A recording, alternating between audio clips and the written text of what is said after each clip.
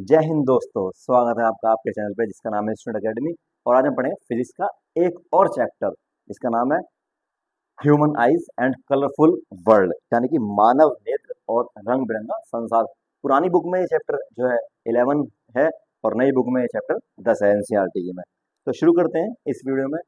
इस चैप्टर को जो वन शॉट हम शुरू करने वाले हैं आज, इस वन शॉट चैप्टर को देखने से ही आपकी परीक्षा में आने वाले सभी प्रश्न आप हल कर पाएंगे। इसको बड़ा ध्यान से देखना है और मैं आपको इस बात का विश्वास दिलाता हूँ कि हमारी जो वन शॉट की जो सीरीज चल रही है, इस सीरीज के अंदर अगर आप इसको कम्प्लीटली देख लेते हैं और इसको आप समझ लेते हैं, सीख लेते हैं, तो आप परीक्षा में इसमें से एक प्रश्न भी बाहर छोड़ करके नहीं आएंगे। और इस चैप्टर के अंदर जो भी सवाल आपकी परीक्षा में आएंगे वो यहीं से आएंगे, बाहर से कोई सवाल नहीं आएगा। तो इसी का शुरू करते हैं चैप्टर को। चैप्टर में हम पढ़ेंगे आइज के बारे में। सबसे पहले हम पढ़ेंगे आइज के बारे में, आँख क्या होती है। फिर हम पढ़ेंगे आँख के बारे में कि आँख की बीमारियां क्या होती हैं, कैसे सही होती हैं। फिर कुछ हम पढ़ेंगे एनवायरनमेंट में, हमारा कलरफुल संसार हमें दिखता है किस तरीके से और कैसे दिखता है।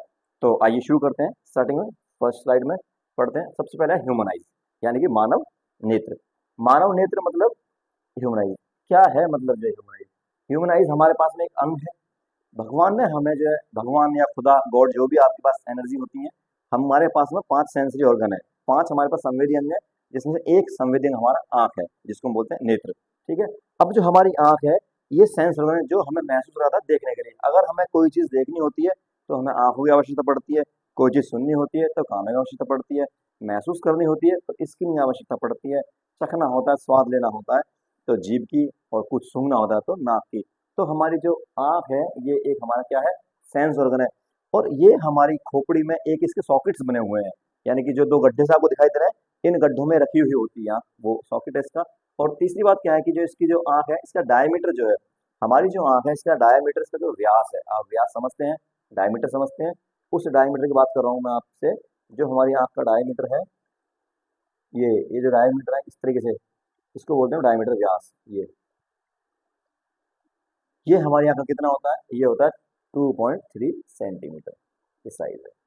और एक बात मैं आपको और बता दूं, जो बड़ी इंटरेस्टिंग बात है ये, कि हमारी जो आंख है वो पूरे जीवन भर उसी साइज की रहती है। जब कोई बच्चा जन्म लेता है तो उसकी आंख जितनी बड़ी होती है, और जब वो बच्चा मरता है जब तक उसकी आंख उसी साइज में रहती है। मतलब हमारी बॉडी के सभी पार्ट तो बड़े होते हैं, लेकिन जो हमारी आंख है उसका साइज हमेशा क्या रहता है, सेम रहता है। ठीक है। तो आइए शुरू करते हैं आंख के बारे में। ये जो हमारी आंख है, उस आंख के कुछ पार्ट है। एक ये हमारी आंख का जो इंटरनल व्यू है, और एक सामने से व्यू जो आप किसी आंखों को देखते हो आपको इस तरीके से दिखाई देंगे। अंदर से देखोगे आप साइड से, लेटरल इसको बोलते हैं, तो यहाँ से दिखाई देंगी। हमारी जो आंख आपको दिखाई दे रही है, इसमें सबसे ऊपर ये आईलिड है, जिसको बोलते हैं पलक, ये पलक होते हैं। ठीक है, आईलिड को पलक बोलते हैं। उसके ठीक बाद में स्क्लेरा है। फिर ये जो आपको ब्लू कलर का दिखाई दे रहा है रंग बिरंगा, जैसे ऐश्वर्या की आंखें हैं ना, नीली नीली, किसी की नीली आंखें हैं, और किसी की जो है काली आंखें हैं, किसी की भूरी हैं, और किसी की हरी आंखें हैं। हरी किसकी आंखें बताओ? हरी आंखें हल्की है। हाँ। तो जो आंख का जो कलर है, वो जो आंख कलर है वो किसका होता है बच्चों? वो होता है आइरिस का। ये जो आइरिस है इसको बोलते हैं हम पुतली। इसको क्या बोलते हैं? आइरिस को पुतली। पुतली यही कलरफुल होता है। अगर किसी की आंखों का कलर कैसा भी है तो किसकी वजह से है? वो पुतली की वजह से है। वहीं फिर एक बीच में तुम्हें ब्लैक ब्लैक हॉल दिखाई दे रहा है, ये जो काला काला जो इसके अंदर है, ये खाली जगह है, ये जो काली काली जगह है, इसको क्या कहते हैं? इसको कहते हैं प्यूपिल। हिंदी में बोलते हैं इसको परितारिका। परितारिका, ये होती है हमारे पास में परितारिका। ठीक है। फिर ये कॉर्निया है। कॉर्निया को हिंदी में भी कॉर्निया कहा जाता है, या इसको जो है स्वच्छ मंडल कहते हैं। उसके बाद हमारे पास में लेंस है। इस लेंस को या तो लेंस बोलते हैं, या अभिनेत्र लेंस बोलते हैं, या आई लेंस बोलते हैं। फिर हमारे पास में लिगामेंट्स हैं। ये हल्की सी जो स्लाइटली बहुत छोटी सी मांसपेशियां होती हैं ऐसी। उसके बाद में लैटरल पॉइंट्स है। एक ये विट्रस ह्यूमर है, इसको बोलते हैं काछाप द्रव्य बोलते हैं। और एक हमारे पास एक्वस ह्यूमर है, वो शायद इसमें दिखाया हुआ नहीं है, उसको नेत्रोद बोलते हैं। और अपर ये मसल्स हैं, ये हाइलोइड है, और ये ऑप्टिक नर्व है, ये तंत्रिका, तंत्रिका मतलब तंत्रिका पेशी है इसके अंदर। और ये ब्लाइंड स्पॉट है, जिसको बोलते हैं अंध बिंदु। मतलब यहाँ पे अगर कोई चीज देखनी होती है तो हमें कुछ भी दिखाई नहीं देता, हम उस समय पे अंधे वाली फीलिंग आती है हमें। और आर्टिफिशियल वेन्स है जहाँ पे आंखों में ब्लड जाता है, जिन नसों से खून जाता है। ठीक है। तो ये आंखों के पार्ट है, आइज पार्ट है। हालांकि आपको आंखों का चित्र तो बना के देखना ही है, परीक्षा में आएगा। एक चित्र आंखों का, इसको बनाकर एक बार जरूर देख लेंगे और सबके नाम लिख लेंगे, ताकि पेपर में आपको अगर चित्र आए तो बनाने में समस्या ना आए। अब जो आंख के जो चित्र है हमारे पास में, आंखों के जो पार्ट है उन पर बारी बारी से जो है अध्ययन करेंगे।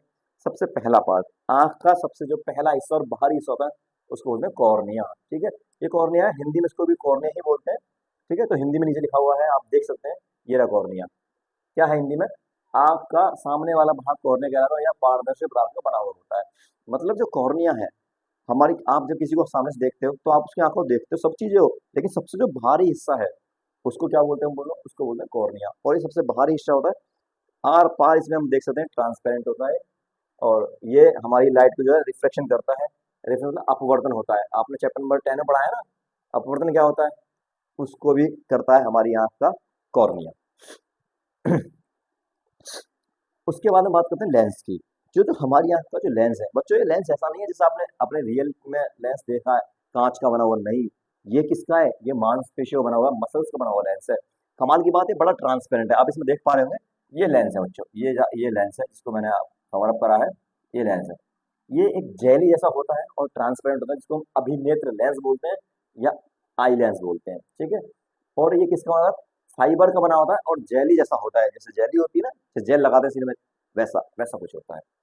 उसके बाद में ये करता क्या है, ये लाइट, इसके अंदर से लाइट निकल के जाती है और ये फोकस करता है कहाँ पे, रेटिना पे। भाई हम यार मान लो ये ए है, ये ए लिखा हुआ, ए को ये देखेगा, तो ये जो ए की जो इसको लाइट पड़ेगी, लाइट इसकी लेंस से होती है, आगे जाएगी पीछे रेटिना पे आकर मिल जाएगी। तो लेंस में क्या काम करता हो, लेंस किरणों को फोकस करता है रेटिना के ऊपर। ठीक है, नेक्स्ट हमारे पास में बात है, अच्छा रेटिना, आपने शब्द सुना कि रेटिना क्या होता था, उसकी भी बता देता हूँ। रेटिना को हिंदी में बोलते हैं, ये रहा रेटिना, इसको ना दृष्टि पटल, दृष्टि पटल। दृष्टि पटल क्या होता है, ये वाली जो दीवार है, ये इसको बोलते हैं रेटिना। ये जो दीवार है, ये लास्ट की जो आप देख पा रहे हो, ये जो हिस्सा है, इसको बोलते हैं हम रेटिना, दृष्टि पटल। सभी की सभी लाइनें यहाँ पर क्या हो जाती है, फोकस हो जाती हैं, और यहाँ पे क्या बनती है, उनकी उनकी इमेज बनती है। और याद रहे, आंख के अंदर जब भी इमेज बनती है वो उल्टी बनती है और रियल बनती है, यानी कि इन्वर्टेड होती है और रियल होती है। देखो यहाँ पे लिखा हुआ है, ये रियल होती है और इन्वर्टेड होती है। अब रियल इन्वर्टेड क्या होता है, इसको आप जान चुके हो, यानी कि वास्तविक होती है और उल्टी होती है। बात करते हैं आइरिस की। आइरिस मैंने बताया था ना पीछे आपको कि जो हमारी यहाँ का जो कलरफुल चित्र होता है, ये वाला जो ये लीला लीला, नीली नीली आंखें, ये झील सी नीली आंखें, आंखों में रंग सुनहरा, ऐसा कुछ, मतलब आपने गाना सुना होगा हनी सिंह का। तो वही जो नीली आंखें झील जैसी, वो जो आंखों का कलर है, वो कलर किसकी वजह से है? वो कलर है आइरिस की वजह से। हमारी आंखों में आइरिस होती है, जिसको बोलते हैं हम परितारिका, सॉरी, आइरिस को बोलते हैं पुतली। क्या बोलते हैं आइरिस को? पुतली। उसकी वजह से हमारी आंखें कैसी होती है, रंग बिरंगी होती है। तो it is the dark muscular diagram that control the size of the प्यूपिल। अभी करता क्या भैया, ये जो पुतली है ना, पुतली, पुतली जो है हमारी, वो परितारिका को कंट्रोल करती है।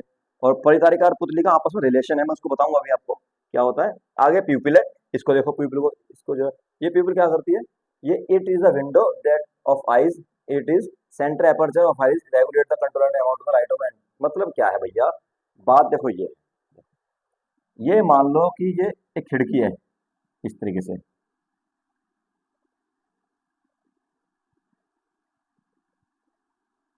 ये।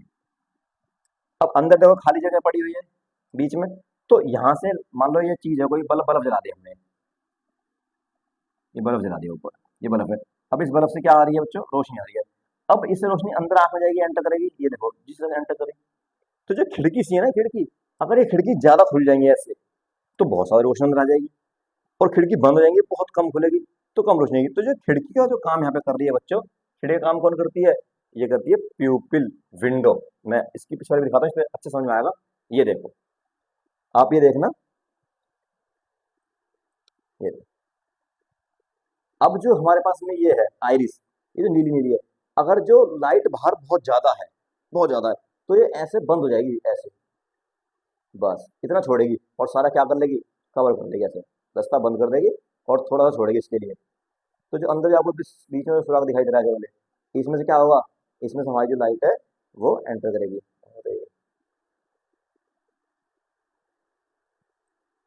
ये देखो,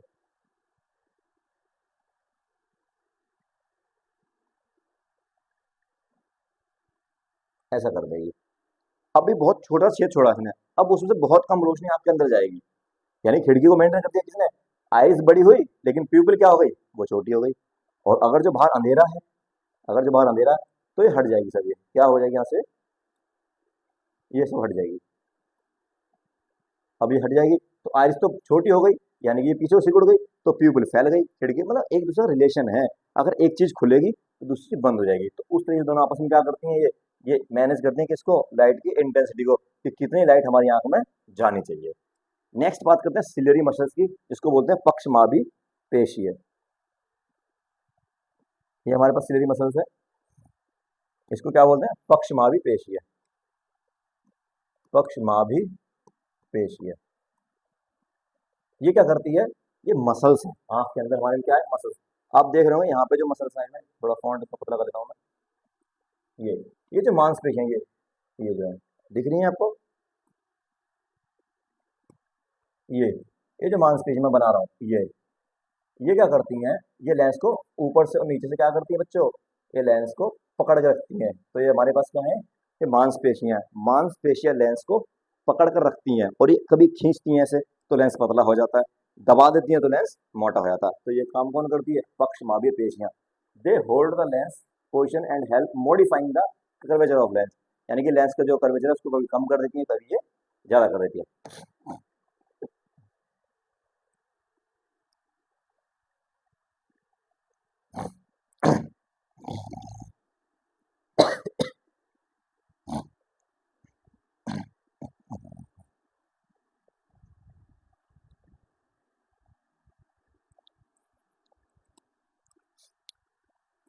हाँ, नेक्स्ट हम बात करते हैं किसकी बच्चों, नेक्स्ट बात करते हैं रेटिना की। रेटिना को हिंदी में क्या बोलते हैं, इसको हिंदी में बोलते हैं दृष्टि पटल, दृष्टि पटल बोलते हैं रेटिना को, क्या बोलते हैं बच्चों, दृष्टि पटल। अब क्या होता है, रेटिना हमारी आंख का सबसे भारी वाला हिस्सा, तो दीवार होती है, मैंने बताया था आपको, ये देखो इधर, ये जो है, ये वाला एरिया, ये जो एरिया मैं बना रहा हूँ, ये आपको अच्छे से विजिबल होगा, दिखाई दे रहा होगा, ये जो बना रहा हूँ, ये जो दीवार है ना, पीछे वाली जो दीवार है, ये हमारी क्या है, ये इसको बोलते हैं बच्चों रेटिना।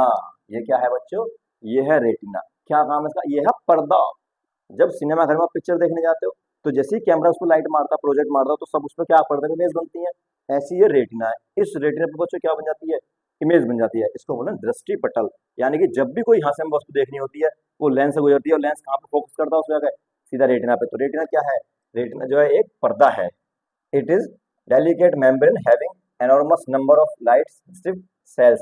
यहाँ पे कोशिकाएं होती हैं जो क्या करती हैं, जो हमें बताती हैं कि भैया यहाँ पे इमेज बन चुकी है। अब यहीं पे एक बात और देखनी है आपको, जो रेटिना है हमारे पास में, ठीक है, मैं एक बार फिर से मैं दिखाता हूँ आपको, ये हमारी जो आंख है, हम्म, ये देखो, ये बच्चों,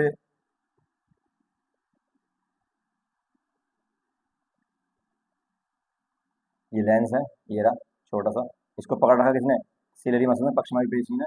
और ये क्या है आपके पीछे, ये जो है, ये रेटिना है, ये जो है, ये क्या है बच्चों, ये है रेटिना, दृष्टि पटल, रेटिना, ठीक है। अब क्या है, मान लो यहाँ से हमने एक किसी वस्तु ने कोई चीज देखा, मान लो इस बॉक्स को इसने देखा कभी,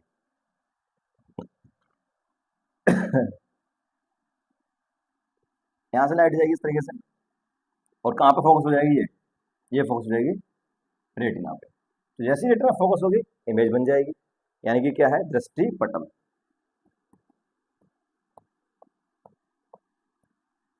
ठीक है, दृष्टि पटल फोकस हो जाएगी। अब भैया बात ये है कि रेटिना फोकस तो होती है, ये जो रेटिना है ना, कुछ खास कोशिकाओं से बना होता है। इस रेटिना में जो है कुछ खास तरह की शेल्स होती हैं, यानी दो तरह की शेल होती है रेटिना के अंदर, इधर बता देता हूँ। रेटिना में दो तरह की शेल होती है, एक को बोलते हैं कॉन शेल, एक होती है रॉड शेल, इसको बोलते हैं शंक्वाकार, इसको बोलते हैं शंखलाकार। ये एक रॉड शेल, कॉन शेल, ये शेल होती हैं। हमारी जो रेटिना है, रेटिना में दो तरह की शेल्स पाई जाती हैं, एक रॉड शेल, एक कॉन शेल। अब ये करती क्या भैया, रॉड शेल और कॉन शेल, इनका क्या काम आ गया हमारे आंख के अंदर, तो इनका काम ये है भैया कि अगर जो हमने कोई चीज देखी, मान लो मैंने घड़ी देखी, तो घड़ी का ये पट्टा देख रहा है, ये मटियाले से कलर का है, ठीक है, और ये ऊपर जोड़ा गोल्डन से कलर का है, ये स्टाइलस है, ये कैसे रंग का है, ये ब्लैक कलर का है। तो जो ब्लैक कलर का ये स्टाइलस है, ये और ये मटियाले कलर का है, ये जो कलर की हम पहचान कर रहे हैं, जो हम रंगों के बारे में बता रहे हैं, इस रंगों को कौन बताती है? ये बताती है रोडसेल। क्या बताती है? Colour, COLOUR, colour. रंगों के बारे में बताती है कौन? शंकु आकार, रंगों के बारे में बताती है शंकु आकार कोशिका कौन से। और ये भैया क्या करती है संश्लेषण का? ये बताती है अंधेरे को और उजाले को। जब हम कोई चीज देखते हैं तो हमें पता लगता है ना कि भाई वहां तो अंधेरा ज्यादा है, वहां उजाला ज्यादा है, वहां अंधेरा कम है, वहां पे रोशनी कम है। तो जैसी भी बातें हैं, मतलब लाइट की इंटेंसिटी को बताती है। क्या बताती है बच्चों? लाइट की, लाइट इंटेंसिटी, प्रकाश की तीव्रता, प्रकाश की तीव्रता। तीव्रता कौन बताती है प्रकाश की तीव्रता को? Rod shell.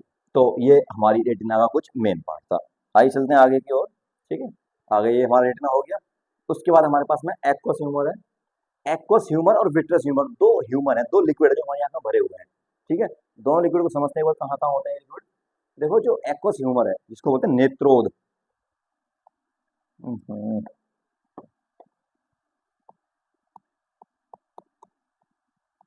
और इसको बोलते हैं काचाव द्रव्य, काचाव द्रव्य।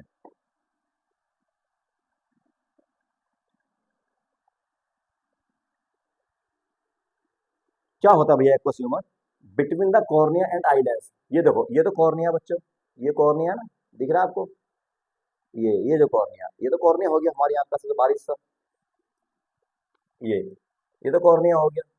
ठीक है, ये हमारी आंख का सबसे बाहरी हिस्सा है। ये क्या है बच्चों? ये तो कॉर्निया। और क्या बोला? लेंस, ये लेंस है, ये लेंस है। तो ये वाला जो हिस्सा है, बीच वाला जो हिस्सा बच गया है हमारा, ये वाला जो हिस्सा है, ये जो हिस्सा, ये जहाँ जो मैं रेड कलर से कर रहा हूँ मैं, ये जो लिक्विड भरा हुआ है पूरा, मान लो रेड कलर क्या भरा हुआ है इसके अंदर, ये लिक्विड भरा हुआ है रेड कलर का। इसको क्या बोलते हैं? इसको बोलते हैं एक्वस ह्यूमर नेत्रोद। ये क्या करता है? इसके दो काम है। पहला काम तो ये है कि ये न्यूट्रिशन देता है, पोषण देता है। ठीक है, ये क्या करता है? ये न्यूट्रिशन देता है, पोषण देता है। और दूसरा, ये रिफ्लेक्शन में मदद करता है, ये हेल्प करता है, रिफ्लेक्शन देता है। और दूसरा है हमारे पास विट्रस ह्यूमर। ये जो विट्रस ह्यूमर है, कांचा द्रव्य इसको बोलते हैं, ये भरा होता है कहाँ पे? ये इस लेंस के और इसके, लेंस और रेटिना, ये जो है रेटिना, इसके बीच में यहाँ यहाँ भरा रहता है कौन? यहाँ भरा रहता है हमारा विट्रस ह्यूमर। ये क्या करता है? ये जो हमारी आंख है उसको गोल रखता है। अगर जो भैया आंख के अंदर से सारा बाहर लेकर गए, आंख पिचक जाएगी, और जब पिचक जाएगी तो फोकस नहीं कर पाएगी, साइज चेंज हो जाएगा ना, उसको तो गड़बड़ हो जाएगी। तो आंख को फुला के रखता है कौन? ये हमारा विट्रस ह्यूमर। ठीक है, ओके। नेक्स्ट चलते हैं हम अगली स्लाइड पे। अब बात है थोड़ी चैप्टर में बढ़िया वाली बात। क्या है कि जो हमारी आंख है, ठीक है, अब हमारी आंख हम देखते हैं, मान लो कभी हमने कोई चीज देखी पास में, कभी कोई दूर देखी, तो सवाल ये बनता है कि भाई हमारी आंख कितनी दूर तक देख सकती है, मतलब हमारी आंख का सबसे जो दूर वाला बिंदु है वो कितना है, कहाँ तक हम देख सकते हैं।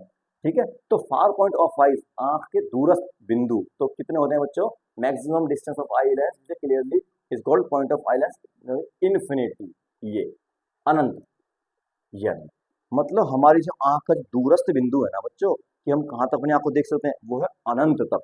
जहां तक तुम्हारा मन करे तुम वहां तक अपनी आंखों से क्लियर देख सकते हो। उसको ही क्या बोलते हैं? दूरस्थ बिंदु बोलते हैं, या फार पॉइंट बोलते हैं। इन्फिनिटी पे हो रहा है, देखो। वहीं फिर बात बनती है, भैया चलो दूर का तो मान लिया कि चलो दूर का तो बहुत दूर तक हम देख सकते हैं, पास से कितना देख सकते हैं? इतना पास, इतना पास, इतना पास, इतना पास, कितना पास।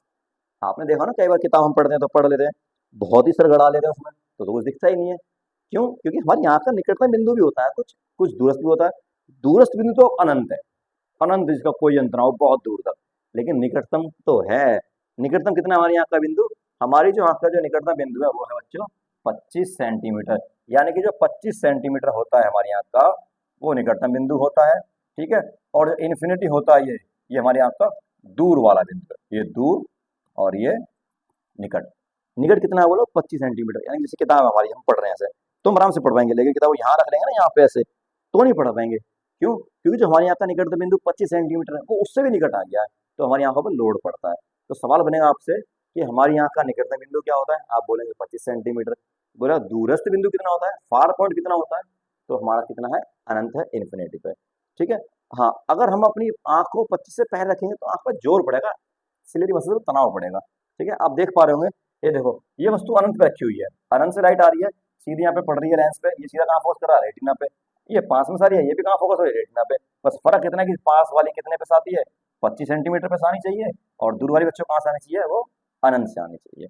ठीक है, चलते हैं अपनी नेक्स्ट स्लाइड की ओर। अगली स्लाइड हमारी जो है, इसमें पावर ऑफ एकोमोडेशन है, समायोजन क्षमता है। वेरी इंपॉर्टेंट है बच्चों, बहुत जरूरी है, आप इसको पढ़ के जरूर जाएं, परीक्षा में आएगा ही आएगा। मैं जिस पे बोल रहा हूँ उसको जरूर पढ़ के जाना है, बाकी तो सारी चीजें इंपॉर्टेंट है, लेकिन जो मैं बोल रहा हूँ वो जरूर पढ़ना है। हाँ, तो एकोमोडेशन ऑफ पावर क्या होती है? एकोमोडेशन का हिंदी में मीनिंग है समायोजन क्षमता। इसको समझो आप, डेफिनेशन में मत जाओ, वो तो याद कर लेना।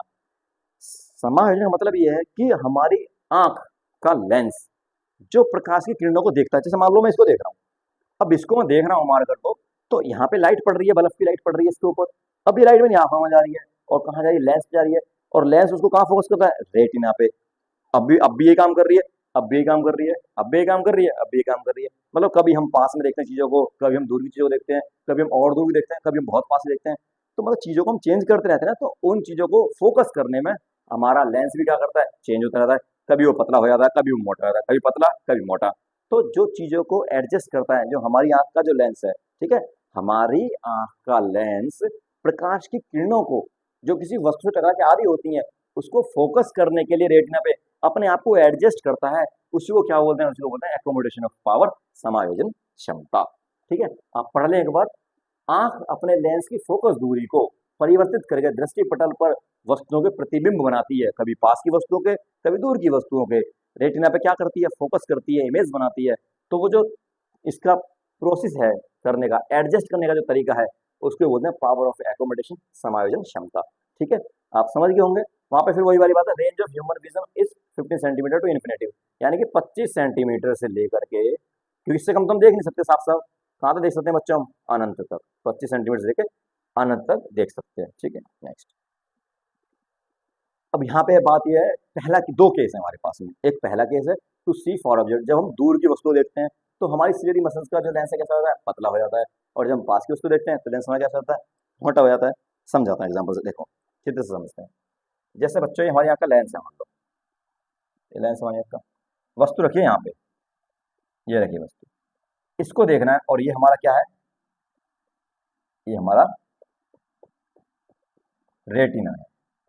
मतलब यहाँ पे फोकस करनी है चीजों को। अब यहाँ से कोई लाइट आएगी तो ऐसे पड़ेगी इसके ऊपर, ऐसे पड़े इसके ऊपर। इनने क्या कर दिया बच्चे, इसको यहाँ पे फोकस कर दिया, क्योंकि पास से वस्तु आई थी तो मोटा पड़ गया। अगर हमारे पास जो वस्तु है, ठीक है, अगर हमारे पास वस्तु जो है दूर से आएगी तो हमारा लेंस कैसा हो जाएगा, मान लो यहाँ से आती है कोई वस्तु, इधर से आती है, लेंस हमारा कैसा हो जाएगा बच्चों, ये हो जाएगा हमारा ऐसे पतला। लाइन आएगी ऐसे, यहाँ पड़ेगी वो, एक लाइन आगे पड़ेगी कहाँ पे, यहाँ पड़ेगी, और दोनों को फोकस कहाँ कर देगी, यहाँ पे। अब दोनों को समझो, ये तो पास में से आ रहा है, जब पास में से आती है कोई किरण तो हमारा लेंस मोटा हो जाता है, सिलेरी मसल्स उसको दबा देती है ऐसे। यहाँ पे कौन है, ये है सिलेरी मसल। सिलेरी मसल्स को दबा देती है, पक्षमापी पेशी को दबा देती है, मोटा कर देती है। तो मोटा कर देती है तो फोकस जल्दी कर देता है, यहाँ पे कर देता है। लेकिन जब दूर से वस्तु आ रही होती है तो ये खिंच जाता है, पतला हो जाता है, ताकि ये फोकस यहाँ पे कर सके। तो यही यहाँ पे बताया गया है कि जो नियर के ऑब्जेक्ट हैं, जो पास की वस्तुएं हैं, उनको देखने के लिए हमारा लेंस चौड़ा हो जाता है, ठीक हो जाता है, और उसकी फोकल लेंथ क्या होती है, कम हो जाती है ना। फोकस दूरी क्या हो जाती है, कम हो जाती है, एफ क्या हो जाती है, ठीक कम हो जाती है। और जब हमारे पास कोई वस्तु हम दूर से देखते हैं, फार ऑब्जेक्ट, दूर की वस्तु देखते हैं, तो सिलेरी मसल से खींच देती है, और क्या कर देती है, पतला कर देती है, और उसकी फोकस दूरी बढ़ जाती है। ठीक है, ओके, चलते हैं नेक्स्ट स्लाइड पे। अब हमारी आंख का फोकस है। अब वही बात है जो मैंने अभी बताई थी आपको, जो है कि जब हम दूर से वस्तु लाते हैं, दूर की वस्तु है तो लाइन आ रही है, यहाँ पे पैरेलल हो रही है, ठीक है, पतला हो गया लेंस, देखो, ठीक है। पास की वस्तु है, लेंस मोटा हो गया, देखो यहाँ पे लेंस, देखो यहाँ से लेके ये लेंस है आपका, और यहाँ देखो फर्क दिख रहा है आपको, ये देखो पतला लेंस हो गया, ये देखो मोटा लेंस हो गया। क्यों, क्योंकि ये दूर की वस्तु को फोकस कर रहा है, ये पास की वस्तु को फोकस कर रहा है। तो जब वस्तु दूर से आ रही होती है तो हमारी आंखें रिलैक्स हो जाती हैं। बड़े तुम देखा होगा, जैसे किताब पढ़ते हैं ऐसा पढ़ते हैं, तारे देखते हैं, रिलैक्स होकर देखते हैं तारे, बिल्कुल कोई लोड नहीं, क्योंकि दूर की वस्तुएं हैं ना। ठीक है, ओके, आगे चलते हैं। अगला है मायोपिया। अब भैया चैप्टर में शुरू होता है अगला पड़ाव। इसमें क्या है कि हमारे पास कुछ बीमारियां हैं, हमारी आंख से रिलेटेड कुछ बीमारियां हैं, कुछ बीमारियां हमारी आंख में होती हैं। तो मेनली तो तीन बीमारियां हैं, एक मायोपिया, एक हाइपरमेट्रोपिया, एक प्रेस बायोपिया। निकट दृष्टि दोष, दूर दृष्टि दोष, जरा दूर दृष्टि दोष। सबसे पहले हमारे पास में मायोपिया, इसको बोलते हैं निकट दृष्टि दोष। इसको पढ़ेंगे आज, क्या होते हैं निकट दृष्टि दोष। भैया निकट दृष्टि दोष एक ऐसा दोष है, देखो नाम पे मत जाना, निकट दृष्टि दोष एक ऐसा दोष है जिसमें निकट की वस्तुओं को तो स्पष्ट देखते हैं, ठीक है, लेकिन दूर की वस्तुओं को स्पष्ट रूप से नहीं देख सकते, जिसके कारण व्यक्ति दूर की वस्तु को स्पष्ट रूप नहीं देख सकता, निकट की तो देख लेता है। नाम है निकट दृष्टि दोष, पर निकट का दोष नहीं है। दोष कौन सा है? दूर वाला। यानी कि निकट दृष्टि दोष कौन सा दोष होता है? निकट दृष्टि दोष वो दोष होता है जिसमें आदमी निकट की वस्तु को तो बढ़िया क्लियर देखता है, लेकिन दूर की वस्तु को वो नहीं देख पाता क्लियर, यानी कि इंग्लिश में बोलते हैं मायोपिया, यानी कि नियर साइटेडनेस। क्या होता है near sightedness? A myopic person can see nearly object clearly but can not see distinct object clearly, मतलब दूर की वस्तु को नहीं देख पाता, पास की को देख लेता है, ठीक है। अब इसको चित्र देखिए, ये हमारी नॉर्मल आंख है, यहाँ से कोई लाइट आई सीधी लेंस पे पड़ी, कहाँ फोकस हुई? रेटिना फोकस हुई। लेकिन अगर किसी को मायोपिया बीमारी हो गई, निकट दृष्टि दोष हो गया, तो लेंस तो आएगा और वो पहले ही फोकस कर देगा यहाँ पे, देखो यहाँ कर दिया फोकस, आगे रेटिना फोकस करा ही नहीं, और जब रेटिना फोकस नहीं होगा तो कुछ देखेगा थोड़ी। तो ये हमारी बीमार आंख है, ये हमारी खराब आंख है। ये तो सही है, नॉर्मल आंख है, और ये हमारी मायोपिया बीमारी से पीड़ित आंख है, ठीक है। बात समझ में आ गई? अब सवाल है कि पूछता है कि भैया इसमें हुआ क्या? तो जो इसमें फोकस है ना हमारा, वो जो हमारा फोकस है, वो जो फोकस है वो बच्चों रेटिना से पहले हो जाता है, ठीक है, ओके। अब बात है कारण, ऐसा हुआ क्यों भाई, क्यों हुई हमारे बीमारी मायोपिया वाली? बात तो ये है ना, चलो ठीक है, आपने बोला कि मायोपिया बीमारी होती है इसमें निकट का हम देख लेते हैं, दूर का नहीं देख पाते, ठीक है, मान लिया। लेकिन क्यों हुई? हुई इसलिए कि दो वजह हैं देखो इसके होने की।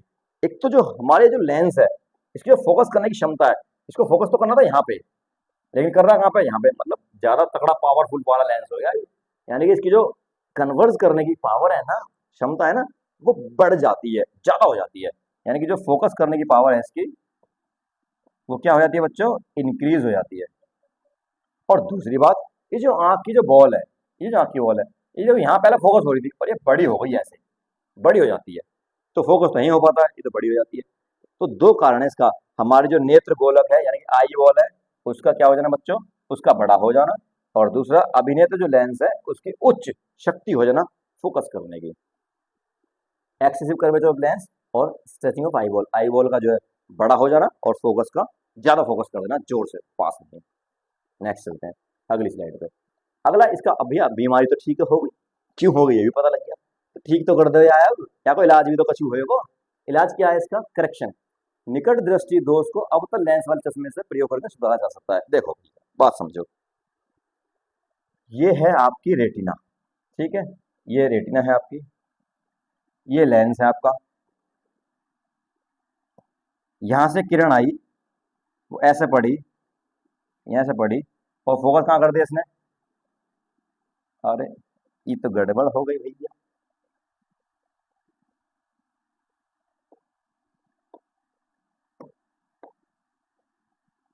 ये ऐसे यहाँ फोकस कर दिया इसने। बात समझ में आ रही है? ये आंख के अंदर बता रहा हूँ मैं आपको, चित्र आप देख रहे होंगे, यहाँ मोमबत्ती गई, लाइट पड़ी, कहाँ फोकस कर दिया? यहाँ फोकस कर दिया। अब हमें क्या करना है, यहाँ पे हम लेंस लगा दें, और कौन से वाला? अगर हमने मान लो, मैं दोबारा चित्र बताऊँ उसके नीचे ही, ये तो लेंस तो हमारा है, ये वाला, चलो ठीक है, ये तो है ही है। अगर मैं, और वस्तु कहाँ रखी हमारी? ये रखी। अगर मैं यहाँ पे ये वाला लेंस लगा दूं, तो क्या होगा? ये लाइट पड़ेगी इसके पास में ऐसे, ये लेंस क्या करता है? ये किरणों को फैला देता है ऐसे, ये ऐसे ऐसे फैला देगा किरणों को, और फिर ये मिलाएगा, तो कहाँ मिला देगा? ये वहां पे मिला देगा। तो आंख ठीक हो गई कि ठीक नहीं हो गई? देखो यहाँ से वस्तु की कोई किरण आई थी, वो पहले ही फोकस हो रही थी, लेकिन मैंने क्या करा, इसके आगे एक लेंस लगा दिया, अब उसने इस किरण को चौड़ा कर दिया और दूर तक ऐसे, ये चौड़ा फैल गई किरण, क्योंकि इसका काम क्या है? किरण फैलाने का। इसका काम क्या है? किरण को मोड़ने का। ये आपका कॉन्वेक्स मिरर लेंस है, ये किरणों को कन्वर्ज करता है और ये डाइवर्स करता है। इसने किरणों को फैला दिया, इसने फिर मिला दिया, तो कहाँ पे मिलेगा? रेटिना पे। तो मैं इससे ठीक हुआ है बच्चों, आप किससे ठीक हो? इससे। और ये कौन सा लेंस है? ये आपका है कॉनकेव। और कॉनकेव किस में यूज होता है बच्चों? ये होता है आपके चश्मे में। तो एक चश्मा लगाना है जिसमें कॉनकेव लेंस का यूज हो जाए, आप ठीक हो जाओगे। पढ़ लेते हैं, निकट दृष्टि दोष को अवतल लेंस के द्वारा, अवतल लेंस वाले चश्मों के प्रयोग के द्वारा। कौन सा लेंस है आपका? कॉनकेव लेंस, ठीक है। मैंने बता दिया आपको कौन सा होता है कॉनकेव लेंस, ये होता है कॉनकेव लेंस। ये देखो, ये ऐसा, कॉनकेव लेंस में। इस लेंस का प्रयोग करना है चश्मे में, आपकी आंखें ठीक हो जाएंगी। तो सवाल पेपर बनेगा कि आपकी आंखें मतलब मायोपिया से कैसे ठीक होती है, तो आप बोलोगे चश्मे के द्वारा। ठीक है, अब यहाँ पे क्या है, the forward myopia less than infinity.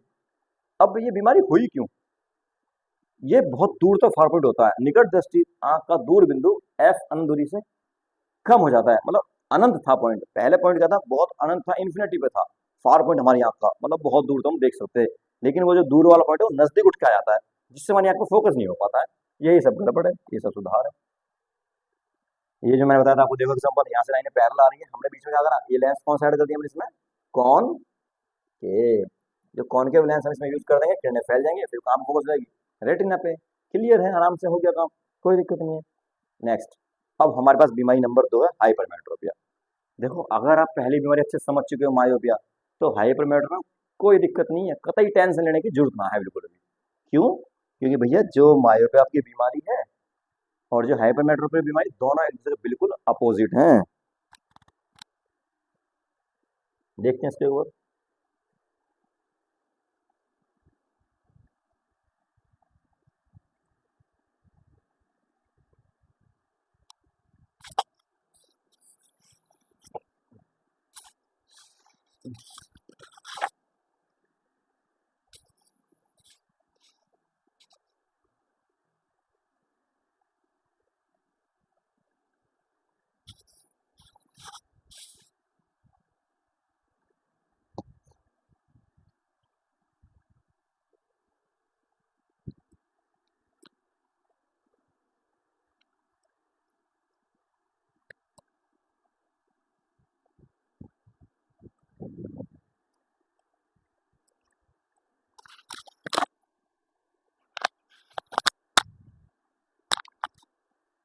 हाँ, तो बात करते हैं हाइपरमेट्रोपिया बीमारी की। हाइपरमेट्रोपिया का हिंदी में नाम है भैया दूर दृष्टि दोष। लिखा हुआ नहीं है इसमें, कोई बात नहीं, लिखा लिख देंगे, दूर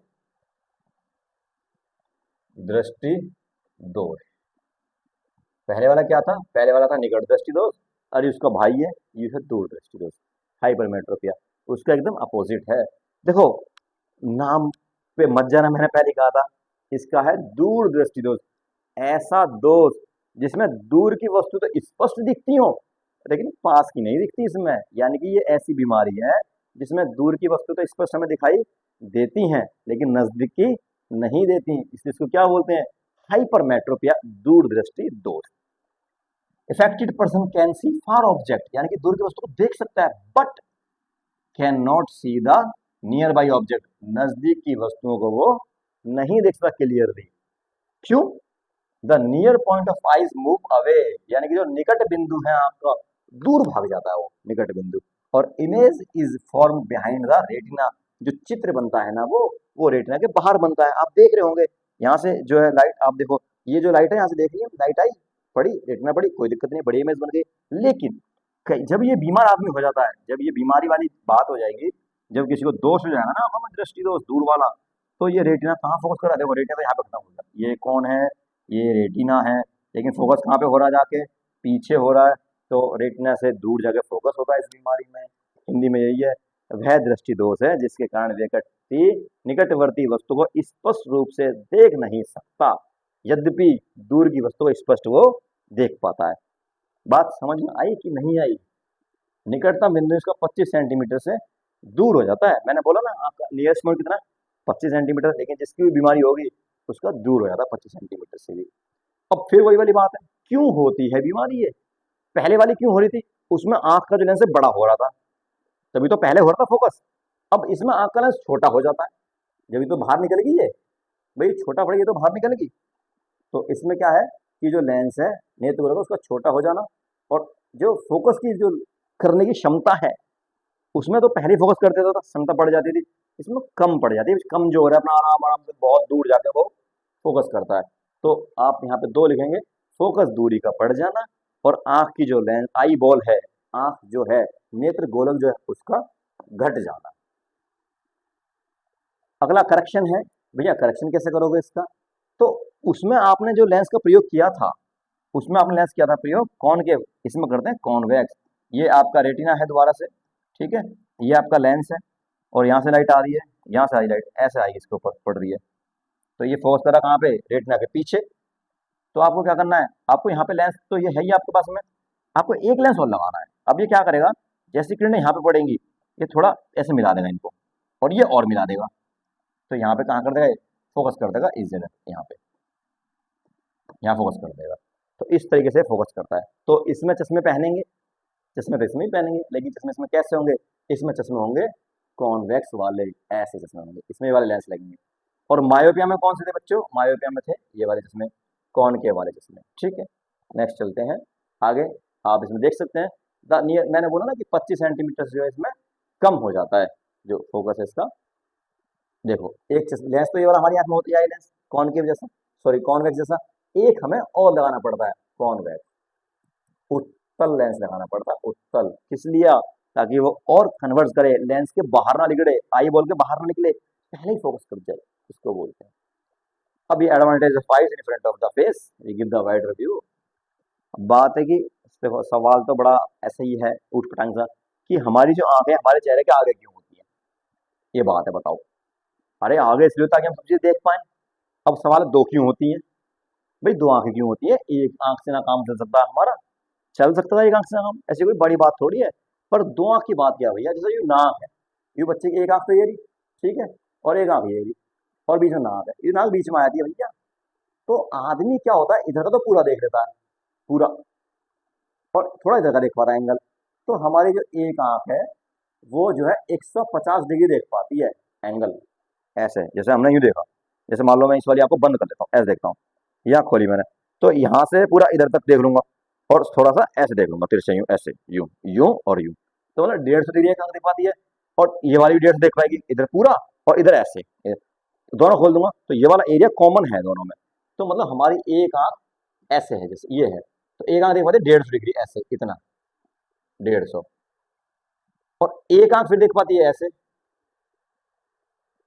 ये 150, ये वाला एरिया कॉमन है दोनों में, ये बहुत अच्छा एरिया होता है, इस पर ज्यादा अच्छा फोकस होता है। तो हमारी दो आंखें इसीलिए हैं, क्योंकि अगर हमारी एक आंख होती तो सिर्फ हम 150 डिग्री देख पाते, लेकिन हमारी दोनों आंखें हैं तो हम यहाँ से हम 180 देख पाते हैं। ठीक है, और बात ये कि अगर हमारी एक आंख होती तो हम स्पीड को मैनेज नहीं कर पाते, कभी स्पीड को कभी लोकेशन को, है ना, या तो हम स्पीड ही समझ पाते या डिस्टेंस समझ पाते, लेकिन दोनों आंख होती है तो हम स्पीड भी समझ पाते हैं, लोकेशन भी समझ पाते हैं। ठीक है, ओके, नेक्स्ट चलते हैं हम अगले स्लाइड पे। हमारी स्लाइड नंबर नेक्स्ट है, इसको बोलते हैं प्रेस बायोपिया, जरा दूर दृष्टि। भैया यू में तो सबसे वो ऐसी है, अजीब है, मतलब ये ऐसी बीमारी है, या में मायोपिया वाले भी लोग आ जावे और या में हाइपरमेट्रोपिया वाले भी लोग आ जावे, यानी कि निकट दृष्टि दोष भी इसी में ही है और दूर दृष्टि दोष भी इसमें ही है। इस बीमारी की बात ऐसी है कि जो जरा दूर दृष्टि दोष है, प्रेस बायोपिया जो बीमारी है, ये बीमारी बुढ़ापे के साथ होती है, जब हम बूढ़े होने शुरू हो जाते हैं तो ये बीमारी हमारी आंखों में होती है। इसमें क्या होता है कि ना तो इसमें बहुत दूर का दिखता हमें, दूर का भी ना दिखता है और ना नजदीक का दिखता, साफ साफ तो हमें कहीं कहीं दिखता, ना तो बहुत नजदीक का दिखता ना बहुत दूर का दिखता। क्यों, क्योंकि जो हमारा जो लेंस है, जिसकी क्षमता है, जो लेंस हमारा होता है वो फोकस करता है चीजों को, कभी पतला हो जाता है कभी मोटा हो जाता है, वो चीजों को फोकस करता है रेटिना के पास में, पतला होकर भी मोटा होकर भी, लेकिन वो पतला और मोटा होने की क्षमता खो देता है। पतला मोटा कौन करवाता है उसको, पतला मोटा करवाती है उसको सिलियरी मसल्स, पक्षमावीय पेशियां, जैसे ये है, ये हमारा आंख का लेंस है, ठीक है बच्चों, ये क्या है, ये सिलियरी मसल्स हैं, ये क्या है, ये सिलियरी मसल्स हैं। ये जो सिलियरी मसल्स हैं ये कमजोर हो जाती हैं बुढ़ापे के साथ, तो जब ये कमजोर हो जाती हैं तो ना तो जल्दी से दबा पाती ना इसको खींच पाती, तो हमारी जो आंख का लेंस है वो जो फोकस करता है ना बच्चों, फोकस वो नहीं कर पाता, नहीं कर पाता, अच्छे से फोकस नहीं कर पाता, और जब अच्छे से फोकस नहीं कर पाता तो इमेज हमें क्लियर नहीं हो पाती है।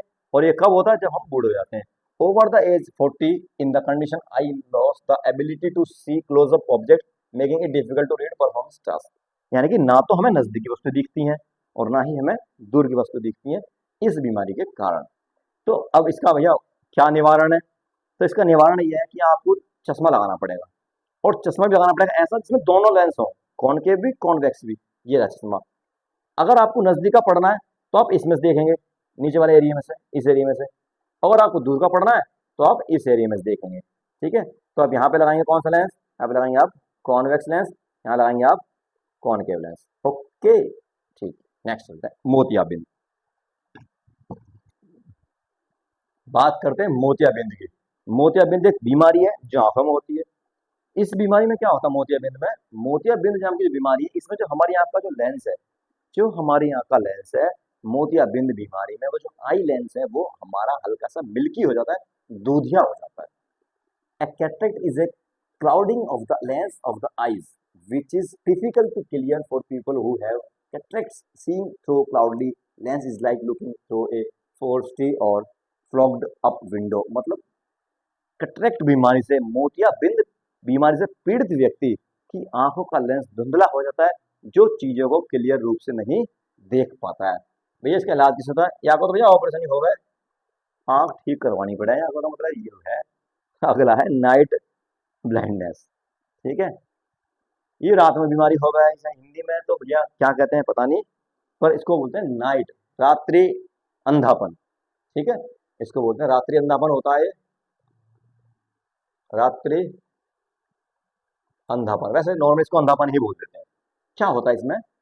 रात्रि, ये जो नाइट ब्लाइंडनेस है ना, ये जो नाइट ब्लाइंड, ये स्पेशल बीमारी है। इस बीमारी में क्या होता है, जैसे जैसे शाम होगी, शाम होने के साथ साथ जैसे ही पूरा अंधेरा हो जाएगा, आपको दिखना बंद हो जाएगा। मतलब कुछ नहीं दिखता, अंधेरे में ऐसे करते हैं, कहाँ हो कहाँ हो कहाँ हो, ऐसे करते हैं, कहाँ हो, कुछ दिखाई नहीं दे रहा है। क्यों? क्योंकि इसमें जो रात के अंदर, रात के समय पे हमें जो है दिखना बंद हो जाता है, तो उसको क्या बोलते हैं? उसको बोलते हैं night blindness. Light blindness is the symptoms that make hard for you see in the dark place of your eyes at just a suddenly change between bright light and dark. और जो हमारी आंख है ना, तो एकदम से एडजस्ट नहीं कर पाती। मैंने आपको शुरुआत बताया था कि रेटिना में दो सेल है, एक कॉन सेल, एक रॉड सेल। रॉड क्या बताती है? लाइट की इंटेंसिटी को। वहीं गड़बड़ी है कुछ, विटामिन ए की कमी से वाली बीमारी आपको हो जाती है।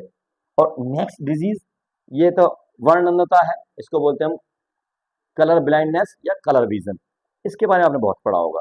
इस बीमारी में क्या होता है कि जब बच्चे तैयारियां करते हैं नौकरियों की, तो इसका टेस्ट होता है लड़कों का। और ये कमाल की बात है, ये यू बीमारी लड़कों में होगा, लड़कियों में होती नहीं। तो लड़कियां तो खुश हैं कि चलो कम से कम कुछ तो है जो हमारे मैटर से ही बाहर है। तो ये बीमारी लड़कों में होती है। अब इस बीमारी में होता क्या है? इस बीमारी में रंगों का पता नहीं लगता, हरा, लाल, नीला, पीला, कुछ गड़बड़ हो जाती है, कोई कोई सा रंग पड़ता है। ठीक है, अब आप जितने बच्चे पढ़ रहे हैं यूट्यूब पे, अब आपको चेक करना है आपको कलर विजन है या नहीं है। ये जो चित्र मैंने दिया हुआ है, इस डायग्राम के अंदर कुछ गिनती लिखी हुई है, आप बताएं गिनती का कौन सा लेटर है, और कमेंट में जरूर बताएं। इसमें जो मैंने गिनती लिखी हुई है उसको आप कमेंट में बताएं। अगर आपने सही गिनती पढ़ ली, इसका मतलब आपको कलर विजन या कलर ब्लाइंडनेस नहीं है, और गलत आपने पढ़ दी तो इसको मतलब आपको क्या है? कलर विजन है। क्योंकि कलर विजन क्या होता है? ये एक बीमारी होती है जिसमें आदमी कलरों में भेद नहीं कर पाता, बस। और तो इसमें कुछ पढ़ने वाला है नहीं, और बोर्ड में पूछा पूछा जाता नहीं है, तो बहुत दिमाग इसमें लगाना नहीं है। नेक्स्ट स्लाइड पाते हैं, विक्षेपण क्या होता है, डिस्पर्जन क्या होता है। विक्षेपण हिंदी में डिस्पर्सन क्या होता है? Dispersion is defined as the separation of white light different colours when it light pass through a prism. देखो बच्चों, ये है प्रिज्म। ठीक है, ये क्या है? ये है प्रिज्म। अब इस प्रिज्म से, सॉरी क्या भूल गया ये, हाँ, अब इस प्रिज्म से हमने एक लाइट गुजारी। ठीक है, एक लाइट पास किया हम ऐसे, ये जो लाइट गई, ये हल्का सा बैंड हुई, ऐसे हो गई, हल्का सा बैंड हुई, ऐसे हो गई।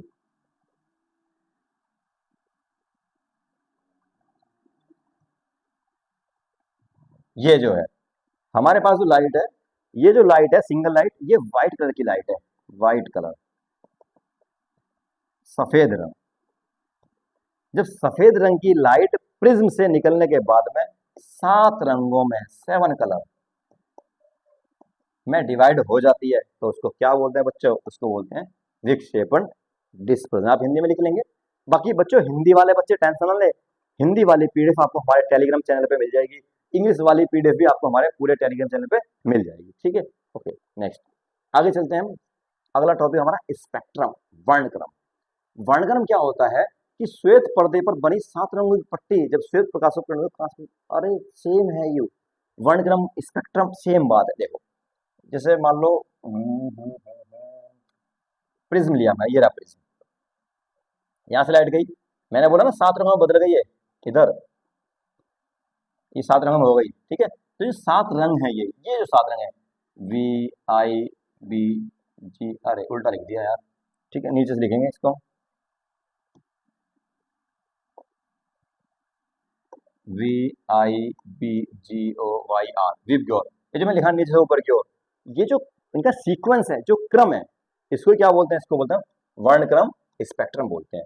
पहले होता सबसे ऊपर लाल रंग, फिर नारंगी, फिर पीला, फिर हरा, नीला, जामुनी, आसमानी, बैंगनी। यानी कि इसको ऐसे याद करते हैं विबग्योर से, VIBGYOR,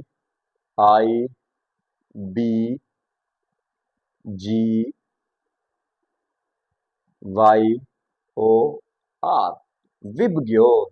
विबग्योर मतलब ऊपर red, orange, yellow, green, blue, indigo, violet. यानी कि ये फ्रीक्वेंसी पे डिपेंड करता है। सबसे ज्यादा जो मुड़ जाता है वो विबग्योर है। यहाँ पे नीचे देखो लाइट ऐसा थी, कितना मुड़ गया? बहुत मुड़ गया ना, तो ये विबग्योर है। सबसे कम मुड़ता है वो कौन सा होता है? रेड होता है। ठीक है, ओके, आगे चलते हैं। प्रिज्म, ये दिख रहा है आपको? यहाँ से व्हाइट लाइट आई, ये 7 कलर में डिवाइड हो गई, आप देख पा रहे हो इसको? यही क्या है? वहां से लाइट आई और 7 रंग में डिवाइड हो गई। ये तो हो गया हमारा डिस्पर्जन, लेकिन जो क्रम है इनका उसको बोलेंगे हम स्पेक्ट्रम। नेक्स्ट अगला है एंगल ऑफ डेविएशन। इसको हिंदी में बोलते हैं विचलन। विचलन कोण। क्या होता है एंगल ऑफ डेविएशन, विचलन कोण? देखो भैया, मैं बना रहा हूं आपको। ये जो हमारे पास में एक प्रिज्म लिया हमने, ठीक है, इससे हमने एक लाइट गिरी, वो लाइट हमारे पास रेड कलर की है, येलो लेते हैं, चलो देर हो गई। एक लाइट आई ऐसे डाली इसके ऊपर, जब लाइट गई इसके ऊपर, तो जब रेयर मीडियम से डेंसर मीडियम में जाएगी, याद करो रेयर डेंसर, जब रेयर मीडियम से डेंसर जाएगी तो हल्का सा झुक जाएगी, झुक गई, और फिर वो जब रेयर से भागे तो डेंसर थोड़ा दूर हट जाएगी, हट गई। अब क्या है, इसको आगे बढ़ाओ डैश डैश करके, ऐसे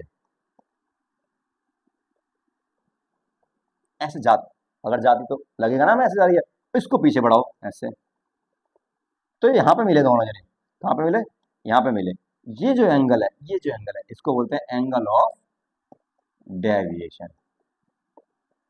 विचलन कोण है भैया, ये कौन सा कोण है? विचलन कोण। याद रहेगा? ठीक है, तो यही था इसके बारे में, विचलन कोण क्या होता है। अगला डिस्पर्जन ऑफ लाइट है। बता चुका हूं मैं इसको पहली स्लाइड में। डिस्पर्जन मतलब क्या होता है? विक्षेपण। जब कांच पे पारदर्शी माध्यम गुजरता है तो श्वेत प्रकाश 7 रंगों में विभाजित होता है, उसको डिस्पर्जन बोलते हैं। सिंपल है, व्हाइट लाइट आ रही है इधर देखो, और वो 7 रंग में बदल रही है, और जब 7 रंग में बदल रही है तो उसको क्या बोलते हैं? हम उसको बोलते हैं विक्षेपण, डिस्पर्सन। ये मैंने बता दिया, दोबारा दोबारा रिपीट हो गई स्लाइड ये। अब है रेनबो। रेनबो क्या है भैया? रेनबो को बोलते हैं इंद्रधनुष। क्या होता है इंद्रधनुष? कब होता है, क्यों होता है? देखो, होता कब है, इसका तो उत्तर यह है कि बरसात के बाद होता है। आंसर। क्यों होता है? क्योंकि ये एक फिजिक्स के फेनोमेना पर काम कर रहा है, इसको बोलते हैं वायुमंडलीय अपवर्तन, एटमॉस्फेरिक रिफ्रैक्शन। होता क्या है कि 7 रंगों की चाप है, ये देखो, ये आर्क है, 7 रंगों का एक चाप है ऐसा घूमता हुआ, जो नेचुरली वायुमंडल बनता है। और कब? जो पानी की बूंदें होती है वायुमंडल में, वायुमंडल में जो पानी की बूंदें होती है ना, उन पानी की बूंदों में लाइट पड़ती है सूरज की आंखें, और जैसी लाइट पड़ती है वो पानी की बूंद किसका काम करती है? प्रिज्म का। और जैसी लाइट पड़ती है, प्रिज्म का क्या काम है? 7 रंगों में बांट देना। तो जो पानी की बूंदें हैं वो उस प्रकाश को 7 रंगों में बांट देती हैं, पूरे आसमान में फैल जाता है, उसी को हम क्या बोल देते हैं? इंद्रधनुष बोल देते हैं। ठीक है, जैसे एग्जाम्पल में समझा रहा हूं इसके बारे में, ये देखो बना हुआ है चित्र इसके बारे में। ये पानी की बूंद है, बारिश की बूंद है, बड़ा कर दिया हमने इसको। यहाँ से लाइट आई, ये देखो लाइट आ रही है, जैसे यहाँ टकराई वो इस पर पड़ेगी, और ऐसा है कि बाहर निकल जाएगी। फिर एक लाइट आई, टकराएगी, बाहर जाएगी। अब ये लाइट 7 रंगों में डिवाइड हो जाएगी, ऐसे 7 रंगों में, ये इस तरीके से, ये 7 रंगों में लाइट डिवाइड हो जाएगी। तो ये क्या बना देगी? ये इंद्रधनुष बना देगी। बन गया इंद्रधनुष। अब इंद्रधनुष में इंपॉर्टेंट बात क्या है कि इंद्रधनुष ये तो बारिश के बाद बनेगा, और आपके अपोजिट दिशा में, जिधर सूरज है इधर सूरज है, इधर बनेगा, इधर सूरज है इधर बनेगा, अपोजिट बनेगा। ओके, ठीक है। नेक्स्ट अगला है sun emits 7 colour lights into visible ray. मतलब सूरज के पास से अगर सफेद लाइट आती है और प्रिज्म से निकाली जाती है तो 7 रंगों में वो बदलती है। ठीक है, आप 7 रंग देख पा रहे हैं, इधर ये येलो है, इधर ये रेड है, इधर ये मैजेंटा है, ब्लू है, और ये ग्रीन है। ठीक है, लोन है, कोई बात नहीं, इसको छोड़ो इसको। नेक्स्ट चलते हैं अगली स्लाइड पे। वाई डू स्काई, अच्छा, आसमान नीला क्यों दिखता है? अब आसमान नीला क्यों दिखता है, इसका बच्चों एक ही उत्तर है। अगर आपकी परीक्षा में सवाल आता है कि आसमान नीला क्यों दिखता है, तो आप लिखेंगे due to atmospheric refraction. Hindi में लिखेंगे आप इसको वायु मंडलीय अपवर्तन के कारण the scattering of blue components of the white sunlight by air molecule present in the atmosphere cause of the blue color of sky। मतलब भैया बात ये है कि जब सूरज से रोशनी आई थी ना, तो 7 रंगों में बटी थी वो। उनमें से जो व्हाइट कलर है, सॉरी, उनमें से जो ब्लू कलर है, कहाँ है? नीला रंग, यूरा नीला रंग। ठीक है, नीला रंग। ये जो होता है बहुत स्केटर्ड होता है, टकराया, इधर मुड़ गया, इधर मुड़ गया, इधर मुड़ गया, इधर मुड़ गया, इधर मुड़ गया, ये घूमता ही रहता है ऐसे टक्कर काटता हुआ, पूरे वायुमंडल में घूमने रहता है। इसी वजह से हमें आसमान कैसा दिखता है? नीला दिखता है। ठीक है, ओके, जैसे इसमें दिखाया हुआ है यहाँ पे। ठीक है, ये आप वेवलेंथ देख रहे होंगे, रेड की वेवलेंथ कितनी कम है, तो रेड आता है और पृथ्वी से बाहर निकल जाता है। ऑरेंज भी आता है तो वो भी पृथ्वी से बाहर निकल जाता है, ये सभी निकल जाते हैं। लेकिन ब्लू की देखो वेवलेंथ कितनी ज्यादा है, बार बार ये घूमते ही रहता है, टक्कर मार देता है पृथ्वी पे, तो हमें दिखता है कि आसमान कैसा हमारा नीला है। और बाकी जो इसकी वेवलेंथ है, ठीक है, इसकी जो वेवलेंथ है वो जो है छोटी है। छोटी तरंग दैर्ध्य का नीला प्रकाश तथापि वायुमंडल में वायु के अणु द्वारा आकाश में सबकी तरफ प्रकर्णित होता है। मतलब छोटा है, इसकी वेवलेंथ छोटी है, तो वायुमंडल हर तरफ घूमता है, इधर टक्कर लगी इधर घूम गया, इधर टक्कर लगी इधर घूम गया। इसी वजह से हमें आसमान कैसा दिखाई देता है? नीला दिखाई देता है। Blue light is scattered more than other coloured because it is has shorter wavelength. आपको पेपर सवाल पूछेगा तो आप लिखेंगे ड्यू टू एटमॉस्फेरिक रिफ्लेक्शन, और ये लिखेंगे it has shorter wavelength. Blue colour वाले के बारे में लिखेंगे, blue colour have shorter wavelength. Okay, next चलते हैं। अगला भैया ये है कि सूरज जब निकलता है, ये सूरज जब छिपता है, तो वो हमें लाल क्यों या संतरी सा क्यों दिखता है? मैंने अभी बताया ना वेवलेंथ के बारे में। ये देखो, ये देखो, ये देखो, ऑरेंज, रेड आती है निकल जाती है, लेकिन ऑरेंज भी यही है, वो टकराती रहती है, पार्टिकल से घूमती रहती है, क्योंकि इसकी वेवलेंथ भी रेड से कम है। ठीक है, आप पढ़ लो इसको एक बार। सूर्य और प्रतिवेश आकाश सूर्योदय और सूरज के समय लाल प्रतीत होता है, क्योंकि उस समय पर सूर्य के प्रकाश में उपस्थित अधिकांश नीला रंग सीधा और प्रकाश पुंजों मुख्य रूप से लाल रंग को छोड़ते हुए, जो कि हमारी आंखों तक पहुंचता है, प्रकीर्णित तो हमारी दृष्टि रेखा से बाहर हो चुका होता है। मतलब जो लाल रंग आता है और जो नीला रंग आता है, वो आता तो है लेकिन हमारी आंखों तक नहीं पहुंच पाता, पृथ्वी से बाहर हो जाता है। बचता कौन है पृथ्वी पे? ये संतरी। इसलिए आपको आसमान संतरी संतरी भगवा भगवा दिखाई देता है।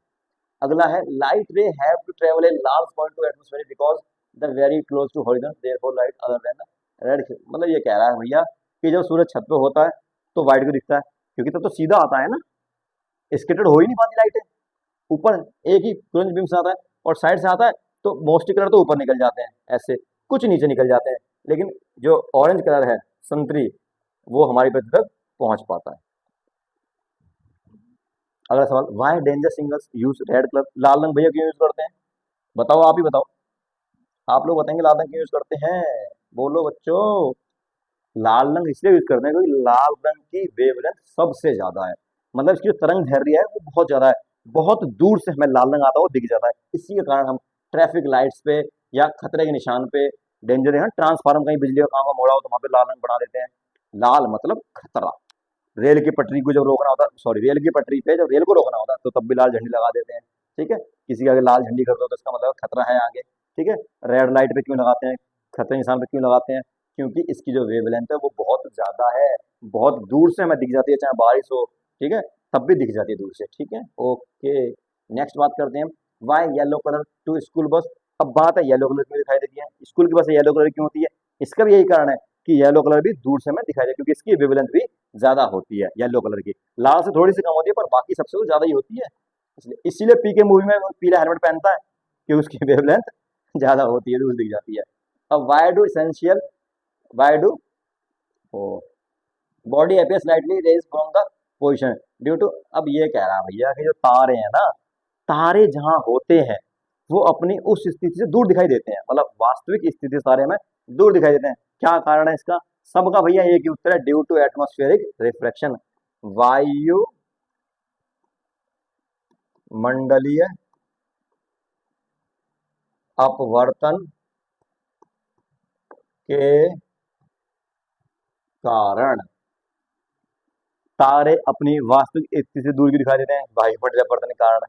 टिमटिमाते क्यों दिखाई देते हैं? वायुमंडलीय अपवर्तन के कारण। ठीक है, जैसे मैं देखो समझाता हूँ, फिर भी आप एक बार समझ लो, रफली रफली मोटा मोटा बता दो आपको आइडिया। ये देखो, जैसे हम यहाँ पृथ्वी पे हैं, ये क्या है? अर्थ है, एक तारा यहाँ पे है। अब पृथ्वी के बाहर तो मंडल है, यहाँ पे क्या है? एटमॉस्फेयर है, और यहाँ पे क्या है, स्पेस है। तो लाइट जब यहाँ से आएगी थोड़ा झुक जाएगी, क्यों? क्योंकि रेयर मीडियम से डेंसर मीडियम में आ रही है, और इसको फिर देखेंगे बाहर जाएगी तो हमें कहाँ फील होगा है, यहाँ। तो कभी हमें यहाँ दिखाई देगा, कभी हमें यहाँ दिखाई देगा। तो इसी वजह से तारे क्या होते हैं, टिमटिमाते हैं या फिर अपनी वास्तविक स्थिति से दूर दिखाई देते हैं। सेम कंडीशन यही है, ये तो मैंने बताई थी आपको कि जब सूरज छिपता है और जब सूरज निकलता है, निकलने से 2 मिनट पहले हमें दिख जाता है और छिपने के 2 मिनट बाद तक हमें दिखता है। कारण क्या है, सेम वेवलेंथ है। मान लो ये पृथ्वी के बराबर सूरज है, यहाँ पे ये पोजीशन है सूरज की। अब सूरज की पोजीशन ये है तो हमें तो सीधा दिखना चाहिए कि नहीं दिखना चाहिए, लेकिन अभी सचमुच में सूरज कहाँ है, ये है ट्रू पोजीशन। हकीकत में सूरज यहाँ पे है नीचे, मतलब हमारी पृथ्वी या हम खड़े हैं पृथ्वी के ऊपर सरफेस पर, इसकी सीध में हम देख रहे हैं पृथ्वी की सीध में, तो सूरज नीचे चला गया, ढक चुका है सूरज, लेकिन हमें दिख रहा है ऊपर। कैसे? यहाँ पे देखो सूरज ही पहुंच गया। अब यहाँ से लाइट आएगी ऐसे, जैसी लाइट ऊपर आएगी तो यहाँ तो हो गया रेयर मीडियम, यहाँ होगा डेंस मीडियम। जब रेयर मीडियम में डेंस थोड़ी झुक जाती है तो झुक गई है, ये झुक गई। अब यहाँ से फिर थोड़ा सीधा करेंगे, डॉट डॉट डॉट डॉट करेंगे तो हमें कहाँ दिखाई दे जाएगी, ऊपर दिखाई दे जाएगी। तो वो हमारा क्या है, रिफ्लेक्शन है, ठीक है, इसकी वजह से ऐसा होता है। अगला ये है वायुमंडलीय अपवर्तन के कारण वास्तविक सूर्य से लगभग 2 मिनट पहले और 2 मिनट बाद तक दिख सकता है। वही जो मैंने आपको बताया कि यहाँ पे क्या होता है, वायुमंडलीय अपवर्तन होता है। मैंने बोला ना, सबका उत्तर एक, वायुमंडलीय अपवर्तन, एटमॉस्फेरिक रिफ्लेक्शन, एटमॉस्फेरिक रिफ्लेक्शन, ये रहा एटमॉस्फेरिक रिफ्लेक्शन, वायुमंडलीय अपवर्तन। नेक्स्ट चलते हैं, why do star twinkle but planet, ओ तारे क्यों टिमटिमाते हैं लेकिन ग्रह नहीं टिमटिमाते? भैया ग्रह इसलिए नहीं टिमटिमाते, प्लेनेट इसलिए नहीं जगमगाते क्योंकि उनके पास उनकी रोशनी है ही नहीं। अब जिसकी रोशनी ना हो का तुम्हें दिखेगा कहीं से, टिमटिमाने की तो बात ही छोड़ दो, दिखे ही ना हो तो। लेकिन तारे क्यों टिमटिमाते हैं? तारों के पास में लाइट होती है, वो एक तरीके के सूरज होते हैं, तो वो टिमटिमाते हैं। ओके, नेक्स्ट चलते हैं। और हमारा यहाँ पे सेम कहानी है, तारों की टिमटिमाहट तारे के प्रकाश की वायुमंडलीय अपवर्तन के कारण होती है। मैं बोला ना, सबका आंसर यही है, वायुमंडलीय अपवर्तन के कारण। नेक्स्ट स्लाइड चलते हैं हमारा, और आपका चैप्टर खत्म हो जाता है। इसके बाद धन्यवाद। अच्छा, अब आपको क्या करना है, आपको अगर ये हमारी क्लास समझ में आई हो, पसंद आई हो, तो आप हमें सपोर्ट करें। उसके लिए आप हमें जो है लाइक करें, शेयर करें, सब्सक्राइब करें और कमेंट करें। और वीडियो में वो जो क्वेश्चन मैंने पूछा था क्या है उसमें, उसको लिखना ना भूलें। मिलते हैं अगली क्लास में, जब तक के लिए जय हिंद, जय भारत।